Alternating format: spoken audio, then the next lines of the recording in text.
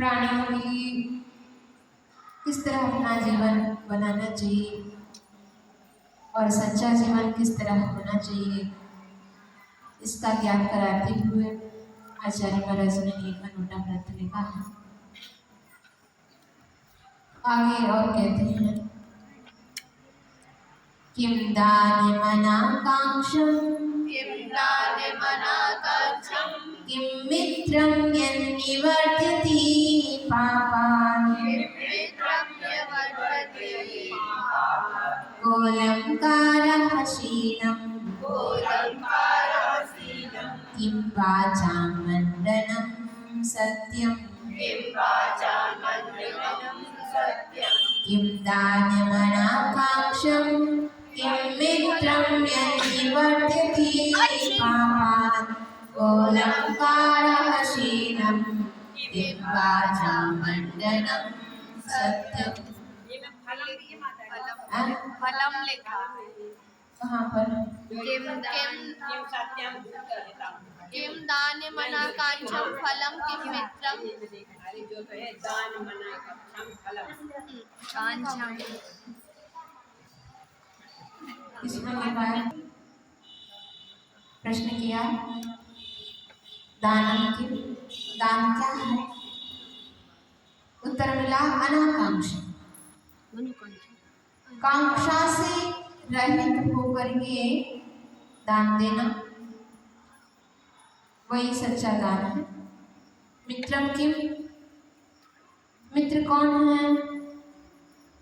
यदि पापात्, जो पाप से निवर्त्यति, रोकता है। अलंकारः कहा, आभूषण क्या है? तो उत्तर मिला शीलम, शील है। वाचा, वचनों का। मंडनम किम, आभूषण क्या है? तो उत्तर मिला सत्यम, सत्य है। इस प्रकार श्लोक के माध्यम से 4 प्रश्नोत्तर अपने सामने हैं। तो दान क्या है? बिना किसी लोभ के, बिना किसी ख्याति लाभ के, पद प्रतिष्ठा सम्मान आदि की कांक्षाओं से रहित होकर के हमें क्या करना है? दान देना है। आज पहले दान देने के पहले क्या पूछते हैं? भैया क्या करोगे बता दो, अपना हमारा नाम लिखोगे कि नहीं लिखोगे, हमारा नाम लोगे कि नहीं लोगे, हम जो दे रहे हैं उसके बदले में तुम क्या दोगे। अब बदला मतलब लेन देन हो गया तो क्या हो गया? व्यापार, व्यापार ही हो गया। हम कुछ दे रहे उसके बदले में तुम कुछ दो। कांक्षा इसी का नाम है, कांक्षा इसी का नाम है कि हमारे अंदर कुछ मन में रखे रहते हैं कि हम कुछ दे रहे हैं तो सामने से हमारे लिए कुछ मिलेगा। इस प्रकार की जो भावना है, इससे रहित होकर के तुम्हें दान देना। अगर तुमने ऐसा भाव रख करके अगर दान दे रहे हो तो वो दान नहीं कहलाता है, एक व्यापार कहलाता है। एक सौदा नहीं करते हैं, तुम क्या दोगे हम क्या देंगे, बताओ, बदले में तुम क्या दोगे। तो जो काम तुम व्यवहार में करते हो, लौकिक में करते हो, वही काम अगर धर्म के क्षेत्र में भी करोगे तो पाप क्षय के करने के लिए जिस स्थान पर आए हैं तो वहीं पर तुम पुण्य कमाने की अपेक्षा और पाप ही कमा रहे हो, मतलब क्या है? इसलिए उन्होंने दान उसका नाम कहा है जहां पर कोई कांक्षा है ही नहीं, बदले में कुछ वो चाह ही नहीं रहा है, उसका नाम क्या है? दान है। और एक तरफ से और देखा जाए कि जिसके प्रति तुमने मोह छोड़ दिया, मोह छोड़ना ही दान कहलाएगा। अब तुमने दे दिया, अब दे दिया तो उनका हो गया, तुम्हारा तो नहीं रहा। अब उसके प्रति तुम लगाव रखे रहोगे, आसक्ति रहेगी जो तुमने दिया उसके प्रति, तो वो दान नहीं कहलाएगा। वो अब पर वस्तु में तुम्हारी नहीं है। नहीं तो कई लोग तो हमने दिया ना, वो रखा है ना, वो हमने दिया है, वो हमारा है। चाहे वो भामन अष्टप्रातिहार्य में हो, अष्टमंगल में हो, चंद्र हो, चवा हो, भामंडल हो, भगवान भी क्यों ना हो। ऐसा जताने में पुण्य भी कम हो जाता होगा। पुण्य कम होता है। हाँ, अब हमने तो वो दे दिया। भगवान दान कर, मतलब भगवान से रखती है, उनके प्रति अलग अपना वो रहता अपनत्व तो रहता है, ये बात अलग है। उनके अपनत्व में आप और बढ़ करके भक्ति करना चाहिए। जताना उस अपनत्व में आप भक्ति नहीं कर रहे हैं, अधिकार जमा रहे हैं। अगर तुम्हारा ही है, जब तुमने कोई चीज अब दान में दे दिया, समाज के लिए हो गई, उसका उपयोग हर व्यक्ति कर सकता है। तुम किए तो हमारे भगवान, तुम नहीं छोड़ोगे, ये कौन सी बात होती है? ये मेरी बेटी है, मैं अभिषेक कर रही ये मेरी बेटी और यहाँ पर आकर के कोई कर ही नहीं सकता। तो इस तरह की जो भावनाएं हैं, इससे तुम्हारी आसक्ति कम नहीं हुई, तुम्हारी इच्छा कम नहीं हुई है, तो तुम्हारे लिए वो दान सही दान नहीं मिला। हाँ, उस अपनत्व जो रहना है, वो तो कहा है कि क्षयोपशम सम्यक दर्शन में तुम्हारे लिए चलमल अगाड़ दोष लगेगी। ये मेरे भगवान है, शांतिनाथ भगवान ही शांति देते हैं, पार्श्वनाथ भगवान ही सद्गुरु करें। इस तरह की जो भावनाएं हैं वो क्षयोपशम सम्यक दर्शन में होगा। छाया समय दृष्टि जब बन जाता है, तब तो उसका पूरा का पूरा निकल जाता है, बिल्कुल प्योर श्रद्धा सभी के प्रति बनी रहती है। लेकिन इस तरह की जो भावनाएं हैं, हमने दान देने के बाद भी उस वस्तु पर अपना अधिकार जमाना, ये बिल्कुल अपना दान नहीं कहलाएगा। दान देने के बाद उस परिग्रह से अपनी इच्छा छूटनी चाहिए, उसके प्रति आसक्ति कम होनी चाहिए। अपने आप को हल्का समझो, हमारे परिग्रह कम हो गए हैं। तो इसमें एक ही नहीं है, चार दान है। मात्र मंदिर में ही नहीं लेना है, ये चारों ही दानों में अपने लिए घटाना है। चाहे वो आहार दान, चाहे वो औषध दान, आवास दान, चाहे वो क्या है उपकरण दान। इन चारों ही दानों में क्या करना है?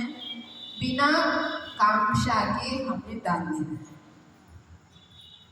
कई लोग तो इसके लिए आहार देंगे, महाराज जी के लिए बुलाएंगे, हमारे लिए और धन वैभव बढ़ जाएगा, या घर में जो बैठे हैं भूत प्रेत भी बग जाएंगे, उनके चरण पड़ जाए, भूत प्रेत बग जाएंगे, हमारा पाप धुल जाएगा अपने आप। तो इस तरह की जो भावनाएं हैं, या उद्घाटन कराने के लिए नया घर बन गया है, अब महाराज जी के वहां पर चौका लगाएंगे, अपने आप उद्घाटन करेंगे। इस तरह ये मेंढक इतने में तो चक्के भाग जाती, बहुत अच्छी। वो मेंढक की कहानी नहीं है, किसी के ऊपर उछल के आ रहा है, ज्यादा एक है किसी से।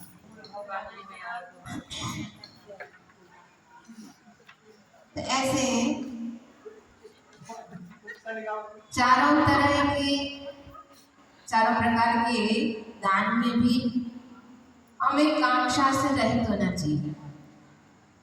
तो उद्घाटन आप पहले कर लो, अपन स्वयं भोजन करें, उसके बाद आप चौका लगाओ, तो कोई दिक्कत नहीं है।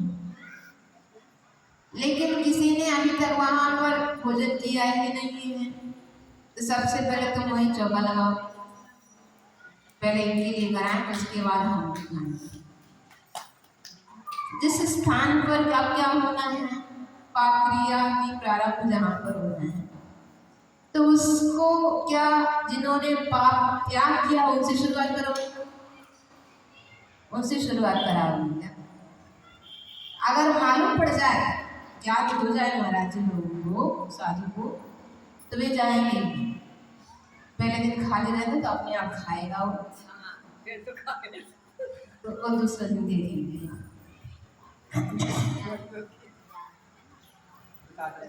हाँ, अपने आप में उद्घाटन हो जाएगा। तो इस तरह की भावनाओं को लेकर के, इच्छाओं को लेकर के हमें आहार दान और औषध दान में भी, हम औषधि देने जाएंगे तो हमारा नाम बढ़ जाएगा, सब लोग हमारे लिए तारीफ करेंगे, इस तरह की, या हमारे लिए और विद्या मिल जाएंगी हमारे अंदर भी, अब इस भाव में ना से अगले भाव में मिल जाएगी। तो इस औषधि दान देना और आवास दान भी जगह पे देना, कई लोग दे देते हैं, लेकिन कई लोग तो बिहार आदि में देखते हैं तो अन्य जाति के लोग भी तरस जाते हैं, तो कम से कम इसी बहाने हमारे घर आए।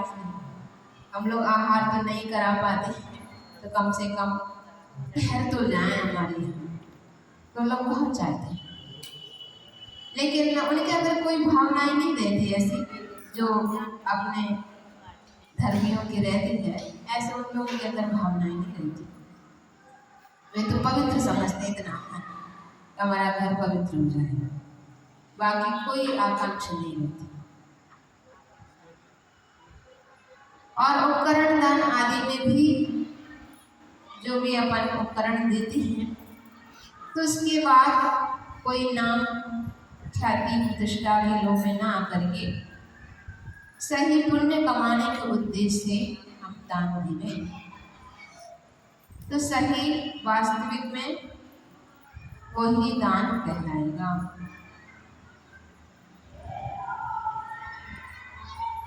और अन्य जगह में धवला आदि ग्रंथों में भी श्रावकों के लिए सबसे पहला कर्तव्य दान ही कहा। वहां पर तो 4 धर्म में दान पूजा शील उपवास साव्यान चौकियों, उसमें सबसे पहले दान, फिर पूजा, फिर शील और उपवास। तो सबसे पहले दान की प्रमुखता दी है, तो श्रावकों को इन दानों में आगे होकर के चलना चाहिए, जिसके माध्यम से हमारे पंचम काल के अंत तक ये धर्म का प्रवाह चलती है।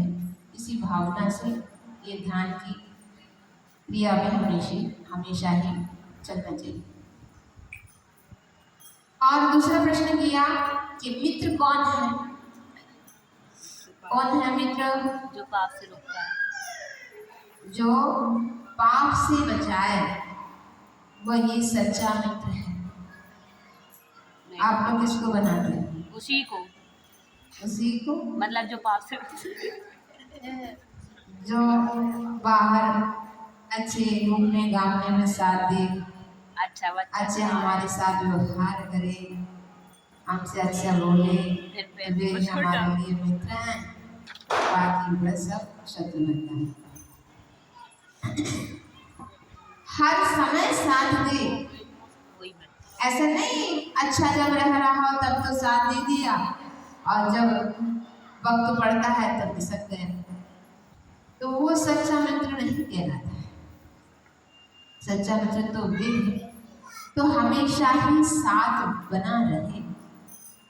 तो ये सब जिसको तुम व्यक्तित्व को बना रहे, इनको बना रहे हम मित्र, इनको बना ले मित्र, लेकिन यहाँ पर तो ये कह रहे हैं ये तो यही इसी जन्म तक ही, लेकिन भवों तक तुम्हारे लिए साथ दे, ऐसे मित्र बनाओ।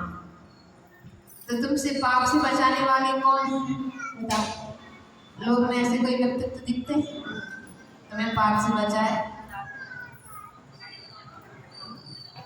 जो भी माता पिता तक यही कहते हैं बेटी शादी कर लो, वे स्वयं इतना भोग रहे हैं, सब कुछ मालूम है, ज्ञान है, इसमें इतना दुख है, इतना हम सहन कर रहे हैं, फिर भी उनको क्या कहते हैं? बहुत विरले ही माता पिता होंगे जो अपने संतान को धर्म के क्षेत्र में मोक्ष मार्ग में बढ़ाने के लिए भावनाएं रखते हैं। अधिकतर तो हम पाप में फंसे तो वे पाप में फंस गए, तो वे मित्र के समान कहाँ है, शत्रु के समान ही हो गए। तो ऐसे यहाँ पर ये कह रहे हैं कि धर्म को अपना मित्र बनाओ, जो धर्म का उपदेश देते हैं उनको अपना मित्र बनाओ। इसके माध्यम से जो गर्त में जाने से अपनी आत्मा को बचा सके, ऐसे व्यक्तित्व को, ऐसी वस्तु को हमें क्या करना है, मित्र बनाना है। तो वही धर्म अगर तुमने मित्र बना लिया तो हर जगह हमारे लिए वे ही साथ देते हैं, पाप से बचाते भी हैं और हर वक्त साथ देते भी हैं। जो धर्म के माध्यम से जो पुण्य कमाया है वही पुण्य हमारे लिए कई बार काम आते हैं। जब कोई काम नहीं आता है तो वे पुण्य हमारे लिए काम आते हैं। तो ऐसे उस धर्म को अपन को मित्र बनाना है। और प्रश्न किया कि मानव का आभूषण क्या है। हर व्यक्ति के लिए मात्र ऐसा नहीं कहा यहाँ पर स्त्रियों के लिए आभूषण क्या है, मानव का आभूषण क्या है, तो कहा शील ही मनुष्यों का सच्चा आभूषण है। तुम तो सब टिपटाप हो जाओ, सब अलंकार पहन के आ जाओ तो तुम्हारे लिए लगता है बहुत अच्छे लग रहे हैं, आभूषण वही हो गए। तरह तरह के पहन के आ जाओ तो तुम्हें लगेगा ये सब आभूषण मेरे पास है। ये सब होने के बाद भी अगर तुम्हारे जीवन में शील नहीं रहा तो कोई काम का नहीं है, वह आभूषण भी निरर्थक है। इसलिए सबसे बड़ा आभूषण किसको माना है, उस शील को माना है। जब तक ये शील सुरक्षित है तब तक तुम्हारे लोक में भी प्रतिष्ठा है, और जिस दिन इस शील में तुम्हारे लिए दाग लग गया तो उसके बाद कोई तुम्हारे पास ना आ सकते हैं, ना तुमसे व्यवहार कर सकते हैं, और नीच दृष्टि से भी सब लोग देखने लग जाते हैं। लेकिन आज के काल में इस शील का पालन करना बहुत कठिन हो गया है। कठिन हो गया स्वयं ही बना लिया है। कम से कम उस रूप में शील पालन करना है कि सत्य व्यसन की बहुत कठिन हो गया है। कठिन हो गया स्वयं ही बना लिया है। कम से कम उस रूप में शील पालन करना है कि सत्य व्यसन के रूप में। इतना तो तुम पालन करो, चलो बड़े बड़े शील पालन नहीं कर रहे हो, साधुओं जैसे तुम्हारा शील पालन नहीं हो पा रहा था, कोई बात नहीं। लेकिन सत्य शील में सत्य व्यसन के माध्यम से जो कहा गया है परिस्थिति सेवन और विषयात्मन रूप, तो उस व्यसन का त्याग तो कम से कम होना चाहिए, उस शील का तो कम से कम पालन करो। आज उस टीवी के माध्यम से, उस मोबाइल के माध्यम से जो नहीं सीखना चाहिए वो भी आज बच्चे सीख रहे हैं। और यहाँ तक आज के बाजार के भोजनों में डाले जाते हैं जिसके माध्यम से जो कई समय के बाद तुम्हारे लिए जो होना चाहिए, बढ़ना चाहिए, वो अभी से बढ़ने लग जाता है। आज जितने भी फास्ट फूड हैं उसमें ऐसे पदार्थ डाले जाते हैं। आजकल आप लोग भी समझते हो कि हमारी बेटी जो बड़ी बात में होनी थी वो अब छोटी छोटी अवस्था में होने लगी। इसका कारण क्या है? एक बार महाराज ने भी बताया कि इसका कारण जो फास्ट फूड में डाले जाने वाले जो पदार्थ हैं, और वो भी एक त्रियंच के अलग से और बता देंगे किसके माध्यम से वो बनाया जाता है और किसका डाला जाता है। तो उसका अंश, एक त्रियंच का अंश निकाल करके उस पदार्थ को बनाते हैं और वो फास्ट फूड में डाला जाता है। उसके माध्यम से जो बाद में बढ़ना चाहिए वो कम उम्र में भी उसका बढ़ जाता है। और कई बार तो बच्चे इतने पागल हो जाते हैं इसके पीछे कि अपने आप में नहीं रह पाते हैं, खो जाते हैं अपने आप। इतना उद्रेक पैदा करने वाला होता है भोजन। ऐसे भोजनों से मतलब क्या रहा, तो अपने जीवन को ही खो दे। तो ऐसे शीलों वही तो कह रहे हैं ना, आज आप लोगों की सिखाने की आवश्यकता नहीं है, और ये पाप का संस्कार अनादिकालिक तो है ही, फिर भी जो पहले के काल में ये जो शीलाचरण जो पालन करते थे, आज वो धीरे धीरे धीरे कम होता चला जा रहा है। और आज के वेशभूषा में भी आप देख लो, उसका भी प्रभाव पड़ता है। उस अपना वेशभूषा का भी सामने वालों पर प्रभाव डालता है। जो आचरण पहले का, जो वेशभूषा पहले थी, आज वो कहाँ है। आप लोग भले बुरा लगे, लेकिन कहने योग्य आज शील का प्रकरण है, इसलिए कह रहे।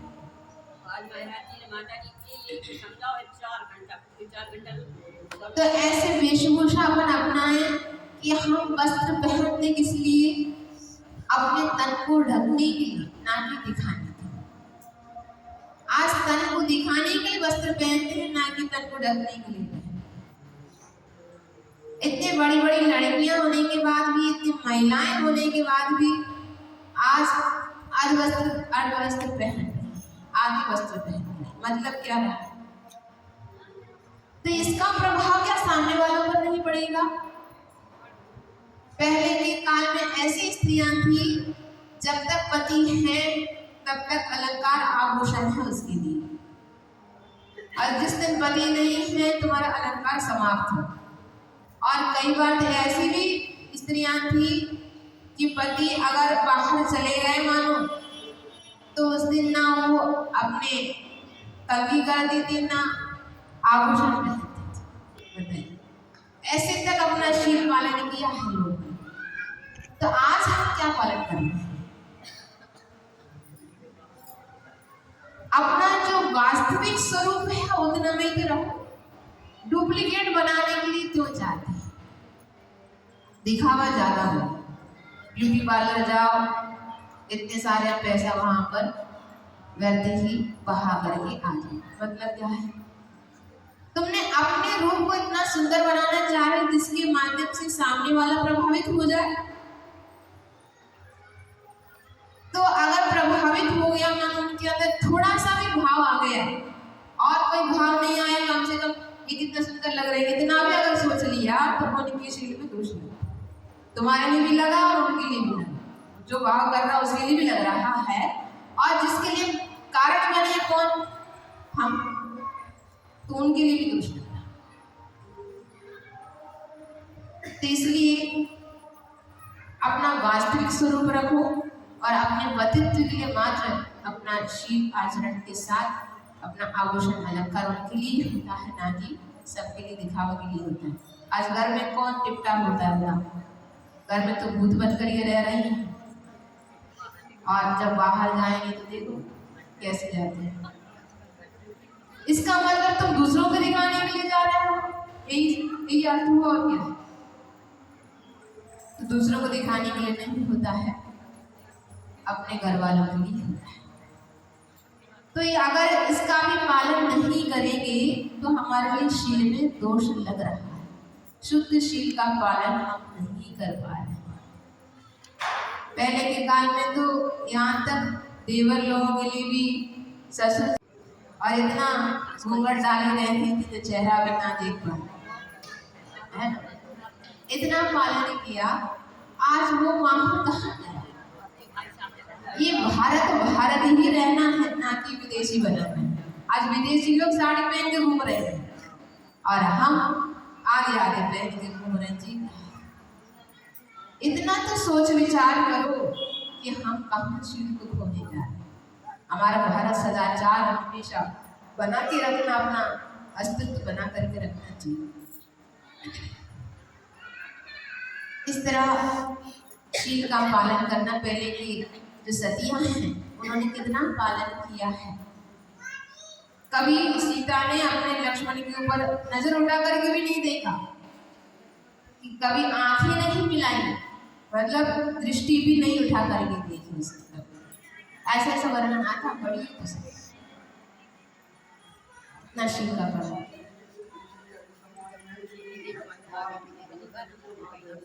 हाँ, आज भी है, कई संप्रदायों में है, पूरा ढक करके चलती है। अपन इतना उत्कृष्ट एक कुल में जन्म लेने के बाद भी अपना भी वेशभूषा उतना नहीं हो तो कम से कम पूरा ढका हुआ तो हो। और जो बड़े लोग हैं उनके सामने जब भी बात करते हैं तो नीचे दृष्टि से बात करें। और पहले के काल में तो एक साथ बैठ ही नहीं सकते थे, आज एक ही सोफा में वे बहू भी बैठी है, वे सास ससुर भी बैठे हैं, सब बैठ कर टीवी देख रहे हैं। क्या हो जो उसमें अश्लील भी आ रहा है सिनेमा में तो भी उसमें देख रहे हैं, क्या भाव बनते होंगे बताइए। तो ये जो मर्यादा है अपन स्वयं ही खत्म कर ली।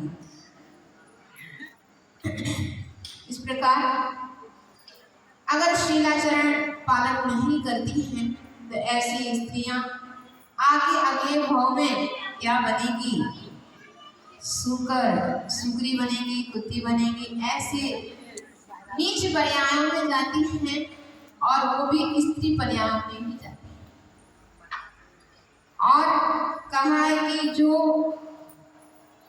दर्पण जब जब देखते हैं, जब जब आप दर्पण देखते हो तब तब स्त्री पर्याय का अनुभव होता है। क्या कितने बार देखते हो? 4 बार, 50 बार, माता 50 भी कम है। तो जितनी बार देखोगे, जब भी आप देखोगे ना तो याद आएगा कि जितनी बार देखोगे उतनी बार स्त्री पर्याय का। और पहले के काल में तो उनके नहीं सुनाया जाने सरा का, जंगल में रहती थी, इतना मतलब वैसे वास्तविक में इतनी सुंदर थी, फिर भी उसने क्या किया कि मेरी सुंदरता के कारण मेरे लिए बाधक ना पहुंच जाए, तो उसने कोयला को घिस करके अपने चेहरे पर लगा करके जाती। वैसे रहती थी। आज तो कैसे रह रहे, वे तो कोयला लगाती थी, आज तो क्रीम और पाउडर के माध्यम से जो वास्तविक स्वरूप है वो भी कुरूप हो जाता है। कई लोग हमने देखा इतना वो लिपस्टिक लगाते लगाते लगाते उस मटेरियल का, उनका केमिकल का इतना असर हुआ, पूरा होठ काले, उसके बिना उसका होठ आप देख नहीं सकते, इतने काले पड़ गए। अब रोज लगाते वक्त और इतना क्रीम और पाउडर का असर पड़ गया है, पूरा चेहरा काला। पहले तो कम से कम गोरे तो थी, तो ज्यादा गोरे ना दिखाने की अपेक्षा, तो वो भी काला हो गया। तो नुकसान ज्यादा है। और है क्या उसमें? हड्डी का चूरा। पाउडर क्या है? जो वेस्टेज हड्डियां वहां पर डली रहती हैं उसी को पीस दिया और थोड़ा बहुत उसमें सेंट मिला दिया, पाउडर लगा लो, हड्डी को लगा लगा करके भगवान के सामने, जिसको छूने मात्र से लोग स्नान करते हैं और उसको तुम लगा करके मंदिर में आ रहे हो और द्रव्य को छू रहे हैं। और कई बार तो क्या होता है, अब क्या लगा के आते हैं लोग और कुछ नाम बोलते हैं, नहीं और कुछ नाम है, साउंड नहीं ऐसा ही। तो वो लगा करके अगर चौके में चले जाए ना, अब अच्छे से हाथ नहीं धोए और उसके बाद तुम अनार का रस निकाल लिया, तो अनार के रस में कई बार हम लोग को बदबू आती है, तो समझ में आ जाता है कि इन्होंने ढंग से नहीं किया, उसका असर पड़ता है बाद में। अब वो अंदर पहुंच जाए तो साधु क्या करेंगे, कई बीमारियों का कारण भी हो सकता है। इसलिए इन चीजों से बचना, कम से कम धर्म के क्षेत्र में तो बचो। ये नहीं कह रहे कि तुम बाहर भी नहीं दिखा, जिसको दिखाना तो बाहर दिखाते रहो, तुम अपना सिर नहीं पालन करना तो नहीं पालन करो, लेकिन कम से कम धर्म के क्षेत्र में तो ना हो। भगवान के सामने, गुरुओं के सामने और आहार आदि के क्षेत्र में तो कम से कम शुद्ध जाओ। इन चीज़ों से क्या रखा है?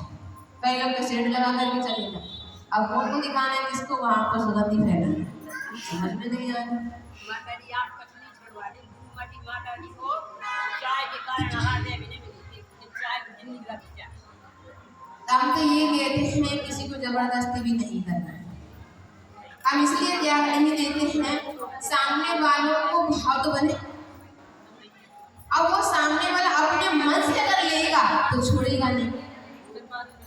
अगर हम जबरदस्ती दे दें और कहेगा हाँ ठीक है और मन में कुछ सोच लेगा, बाहर कुछ कह देगा, हमने तो एक दिन के लिए लिया था, हमेशा की रोज लिया था, ऐसे बोलते हैं माता जी साहब। हमने मन में सोच लिया।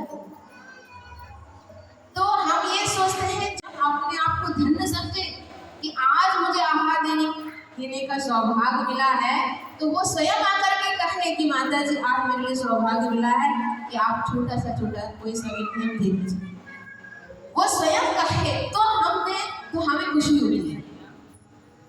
तो जब स्वयं मांग रहा है तो पालन भी करे। तो ये हम इसलिए कई बार जबरदस्ती किसी को नहीं करते। हाँ इतना तो कह देते हैं कि फास्ट फूडों से बच्चों को तो बचाए, हम जबरदस्ती भी देते इसके लिए तो नहीं, क्योंकि बाकी चीज़ें तो ठीक है, आलू प्याज तो खाते रहो, रात में भी खाते रहो, लेकिन इन जो अभक्ष चीज़ें जिसमें मांस डाला जाए उससे तो कम से कम बच्चों को बचाएं। आज ये रोटी वोटी तो बात ही नहीं है बच्चों, यहाँ तक बच्चों को क्या बहुओं को तक भाग नहीं रहा है।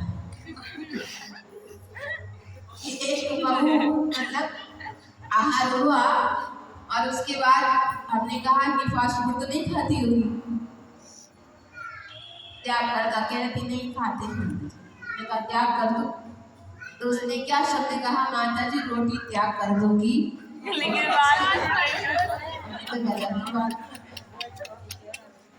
क्या हालत हाथ हो रही। ये किसने संस्कार डाला? ये स्वयं नहीं डाला। हमने क्या सिखाया? बचपन से हम ध्यान नहीं देते हैं, पैसा पकड़ा दिया, जाओ बेटा बाहर से लेके खा लो। हम स्वयं नहीं बना पा रहे, उतना समय कौन खर्च करे, इतना बर्तन कौन क्या करे, चलो जाओ बाहर से खरीद के लो और खा लो। अब एक बार लत पड़ जाए बच्चों के लिए तो उसके बाद आप छुड़ाना मुश्किल है। इसलिए पहले से ही आदत नहीं डालो, बचपन से ही नहीं डालो तो ही आप उनको बचा पाओगे, अन्यथा बचाना आज मुश्किल है। इसलिए बच्चों को तो समझा बुझा करके उनको इतना तो नियम पकड़ा देते हैं। बच्चे तो मान भी जाते हैं, ये बड़े बड़े बच्चे नहीं मानते तो क्या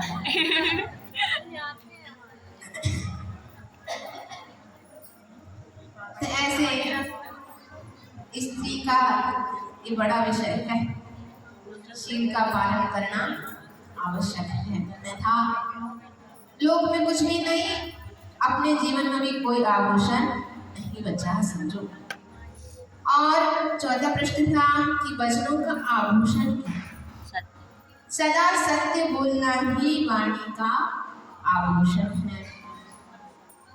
शरीर में अच्छे अच्छे आभूषण पहन लो, उससे मतलब नहीं है, कंठ में बहुत पहनते रहते हो, लेकिन उस कंठ से तभी आभूषण रूप बनेगा जब आप सत्य बोलते हो और अपने वचनों के माध्यम से कभी झूठ नहीं बोलना, यदवा तदवा बोलना, और अपने वचन का भी बहुत बड़ा प्रभाव पड़ता है सामने वालों पर। और आगे और आएगा तो वहाँ पर समझाएंगे किस प्रकार के वचनों का प्रभाव पड़ता है। ऐसे चापलूसी करना, झूठ बोलना, किसी को किया भी नहीं है तो भी बोल देना, इत्यादि कामों के माध्यम से झूठ वचन का प्रयोग होता है। इसलिए हमेशा सत्य बोले जिसके माध्यम से सामने वालों पर भी विश्वास बना रहता है। अगर झूठ बोलने लग जाओगे तो विश्वास भी कम होता चला जाता है, उसके बाद तुम्हारे ऊपर कोई विश्वास भी नहीं कर पाता है। और अचानक कुछ घटनाएं घट जाए और तुम सत्य भी बोलते हो तो भी वो सुनने के लिए तैयार नहीं रहते हैं, क्योंकि तो हमेशा झूठ ही बोलते रहे हो, सच्ची बात को भी झूठ ही समझेंगे। इसलिए हमेशा सत्य ही बोलते रहे, यही वचनों का आभूषण है। इसी बात को आचार्य गुरु महाराज ने पद्यानुवाद के रूप में कहते हैं, उत्तम दान जगत में क्या रे, भला मारने स्वार्थ करे। मित्र कौन है सच्चा जग में, सब पापों से दूर करे। निज आत्म संकार रहा क्या, सच्चा रिझ सदा जानो। वचनों का आभूषण क्या,